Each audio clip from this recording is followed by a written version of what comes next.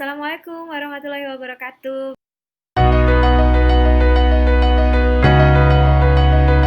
Bersama saya Astri Ayu Purwati. Kali ini saya akan berbagi lagi terkait dengan jabatan fungsional dosen.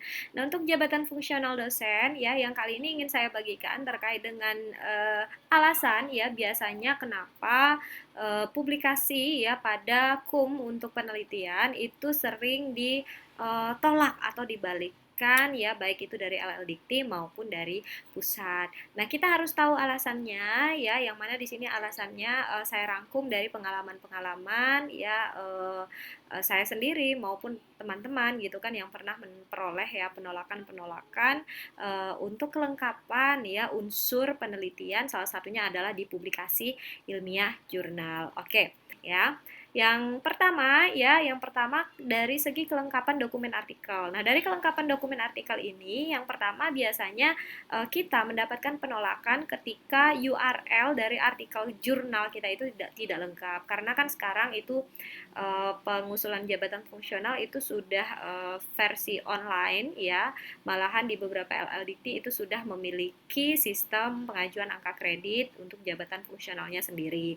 Maupun yang di pusat itu meskipun kita masih kirim berkas, tetapi kita memang sudah diminta untuk publikasi ilmiah ini untuk menyertakan link URL karena semuanya memang akan diakses URL-nya. Nah, ketika kita salah memasukin link URL-nya ini maka akan terjadi penolakan karena jurnal yang kita kirimkan sebagai syarat itu menjadi tidak sah. Nah, biasanya kelengkapan URL jurnal ini bukan hanya dari jurnalnya saja yang dapat diakses online, tetapi juga ada URL untuk peer review. Nah, jadi peer review-nya itu ya yang telah di-review oleh rekan sejawat ya yang lebih tinggi dari kita untuk jabatan fungsional, dan juga ini hasil review ini juga wajib di-scan ya dan juga di-upload ke repository ataupun Google Drive itu secara online, dan kita nanti kirimkan juga URL-nya agar dapat diakses secara online. Jadi kalau di sana salah ya ataupun tidak lengkap maka itu akan terjadi penolakan. Nah, selain untuk dokumen peer review, di sini juga ada dokumen URL dari similarity. Nah, jadi untuk cek similarity ya ataupun plagiasi itu juga penting ya, dan juga URL-nya itu juga wajib dicantumkan. Jadi jangan sampai lupa ya untuk mencantumkan URL dari cek similarity, dan juga 3 hal ini tadi. Yang pertama dokumen jurnalnya, yang kedua peer review-nya, yang ketiga check of similarity-nya.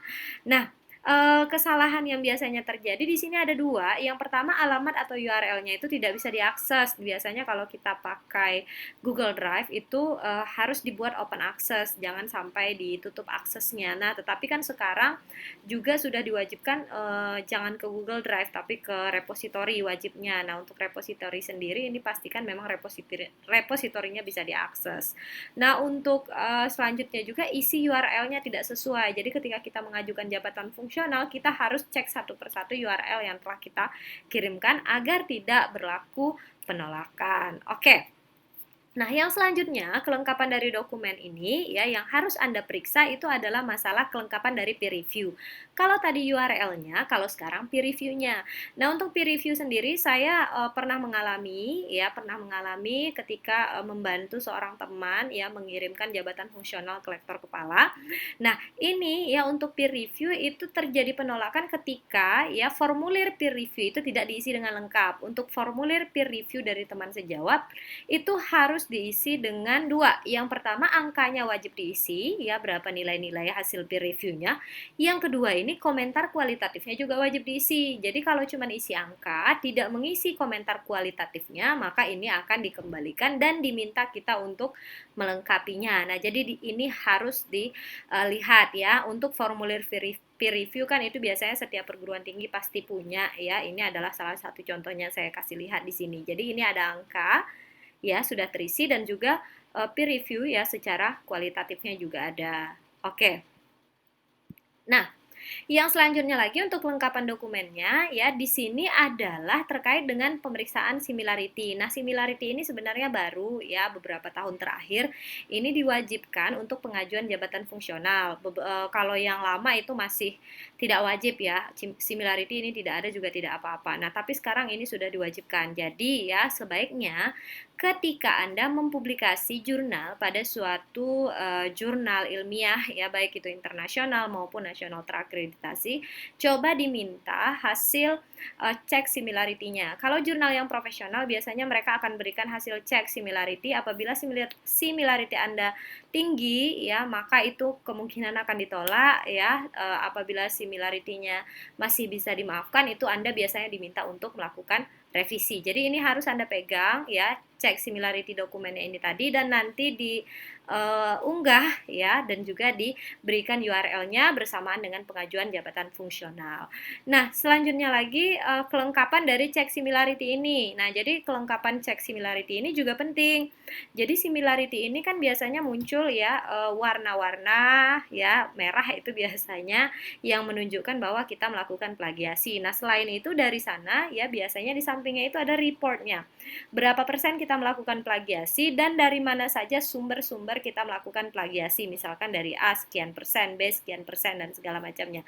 Nah, itu lengkap-lengkapnya wajib di upload ataupun diunggah. Jangan sampai tidak lengkap.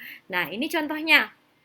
Ya, kalau di plagiarism checker ya di atas ini sudah ada similarity found-nya berapa. Tapi plagiarism checker ini memang masih alatnya masih rendah dibandingkan dengan Turnitin. Nah, untuk Turnitin sendiri coba Anda lihat di sebelahnya ini lebih lengkap. Ya, untuk totalnya berapa dan juga untuk masing-masingnya ini diperoleh dari mana ya plagiasinya. Nah, ini untuk plagiasi. Nah, yang selanjutnya lagi kita masuk ke segi kalau tadi dokumen, sekarang dari kualitas artikelnya.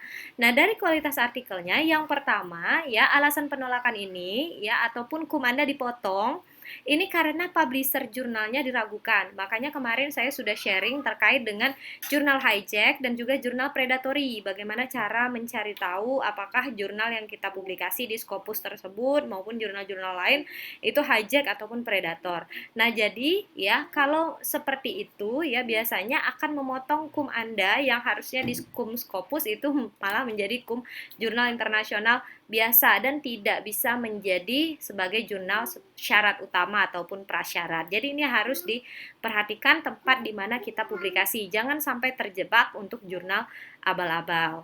Untuk selanjutnya lagi, yakni di sini kualitas artikel. Kualitas artikel di sini kelengkapan jurnal juga menjadi faktor utama yang menyebabkan penolakan atau pengurangan Nah, biasanya jurnal yang baik ataupun jurnal yang lengkap itu pasti memberikan ya kapan date submitnya, kapan date acceptednya, ya habis itu range waktu reviewnya kapan. Nah, jadi itu harus diperhatikan. Nah, biasanya kalau tidak di website bisa kita temukan, kita bisa menemukannya langsung di dalam artikelnya. Nah, ini contohnya nih ya. Artikel informationnya lengkap. Nah, di sini ya. Oke. Nah, yang selanjutnya lagi kualitas artikel ini dapat menjadikan penolakan ataupun yang dikurangi ya. Nah, contoh dari kualitas artikel di sini adalah kualitas dari gambar, kualitas dari pustaka yang Anda gunakan ya. Ini kadang-kadang jurnalnya Scopus. Tiba-tiba pustakanya berbahasa Indonesia ya, itu dapat membuat yang namanya penolakan.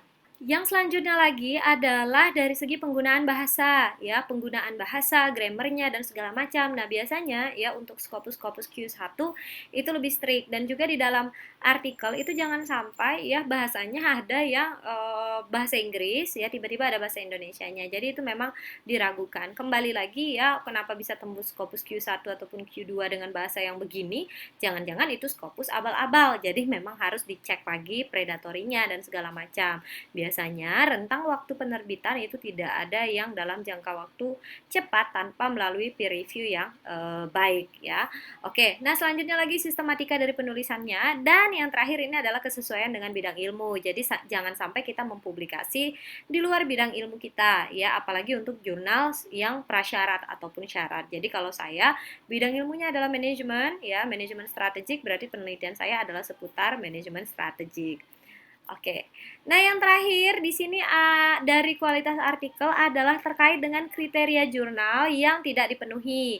Nah, untuk kriteria jurnal yang tidak dipenuhi, ini silahkan simak video kami sebelumnya ya, kriteria jurnal internasional itu seperti apa, kriteria jurnal internasional yang bereputasi itu seperti apa, kriteria jurnal nasional yang terakreditasi itu seperti apa, dan yang tidak terakreditasi seperti apa. Nah, ketika ya kriteria jurnal ini tidak terpenuhi, maka ada kemungkinan untuk jabatan fungsional Anda ya di bidang penelitian itu dipotong kumnya atau mendapat penolakan dan harus mengganti dengan artikel yang lebih baru. Oke, ini saja yang dapat saya sampaikan. Terima kasih atas perhatiannya, semoga bermanfaat. Assalamualaikum warahmatullahi wabarakatuh.